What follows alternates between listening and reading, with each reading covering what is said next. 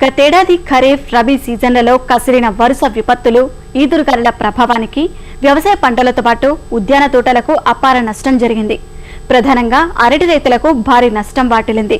మిగిలిన కాపునైనా సొమ్ము చేసుకుందామంటే మామిడి పండ్ల రాకతో అరటి ధరలు రైతుకు ఊరటనివ్వలేకపోయాయి. రబీ అకాల వర్షాల మొదలు జూన్ నెలాఖరు వరకు అరటి రైతుది నిరీక్షణే. ఇటీవల ఎగుమతులు జోరందుకోవడం వల్ల అరటి మార్కెట్ పుంజుకుంది. కోనసీమ అరటి రైతులకు ఆశాజనక ధరలు లభిస్తున్నాయి. ఇప్పుడిప్పుడే అరటి మార్కెట్ పుంజుకుంటోంది.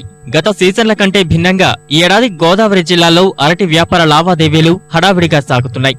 ఉభయ గోదావరి జిల్లాల అరటికి ప్రధాన విక్రయ కేంద్రాలైన రావులపాలెం, ఎర్రవరం, అంబాజీపేట మార్కెట్లలో క్రయ విక్రయాలు ఊపందుకున్నాయి. పొరుగు రాష్ట్రాలైన తెలంగాణ, తమిళనాడు, ఒడిశా, మహారాష్ట్ర, బీహార్ రాష్ట్రాలు సహా సీమాంధ్ర జిల్లాలకు కదలీ ఫలాల ఎగుమతులు జోరుగా జరుగుతున్నాయి.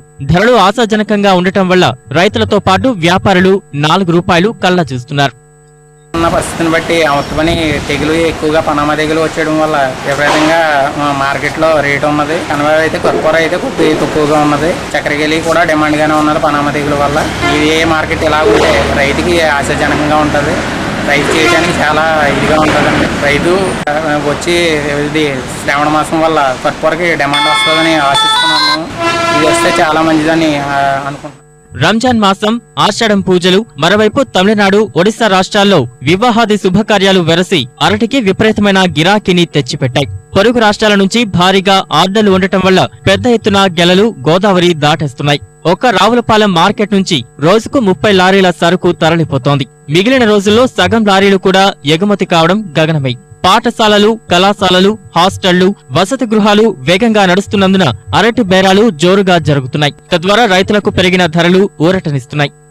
గతంలో గాలి తుఫాను వచ్చి అరటి తోటలో అన్ని పోవటం వల్ల చాలా లాచిపోయాం. ఇప్పుడు మార్కెట్ అయితే చాలా బాగుంది. ఆషాఢ మాసం కాకుండా కూడా బాగుంది. ఇంచేత అంటే బయట సరుకులన్నీ అయిపోవడం వల్ల అటు తమిళనాడు, మద్రాసు, వైజాగ్, గుంటూరు ఇవన్నీ కూడా మన సరుకులు ఫుల్గా వెళ్తున్నాయి. ఈ సంవత్సరం చాలా బాగుంది. జూన్ నెలలో వర్షాలు లేకపోవటం వల్ల కొంచెం సరుకులు కూడా కొంచెం తక్కువగా తెగుతున్నాయి. అప్పుడు కొంచెం వర్షాలు బాగుండుంటే ఇంకా బాగుండు. అయితే ఈ 2-3 నెలలు కొంచెం ఈ గాళ్ళు అయ్యి కొంచెం రచ్చింతే నేడు పోయిన లాసులు కవర్ చేసుకుంటాం. పోయిన సంవత్సరం కురిసిన అకాల వర్షాలు, జూన్ నెలాఖరు వరకు ఠారెత్తిన ఎండలకు తోటలు దెబ్బతిన్నాయి. అనంతరం సోకిన చీడపీడల కారణంగా దిగుబడులు తగ్గిపోయాయి. ఫలితంగా మార్కెట్లో పండ్లకు డిమాండ్ పెరిగిందని చిల్లర వ్యాపారులు చెబుతున్నారు. మొత్తంగా పండుగలు, పొరుగు రాష్ట్రాల్లో శుభకార్యాలతో అరటి పండు ధరను పెంచేశాయి. ప్రస్తుత ధరలు నష్టాల పాలైన గోదావరి రైతులకు ఒకంత ఊరటనిస్తున్నాయి. మున్ముందు వరుస పండుగలు రానున్నందున మార్కెట్ ఆశాజనకంగా ఉంటుందని రైతులు, వ్యాపార వర్గాలు అంచనా వేస్తున్నాయి.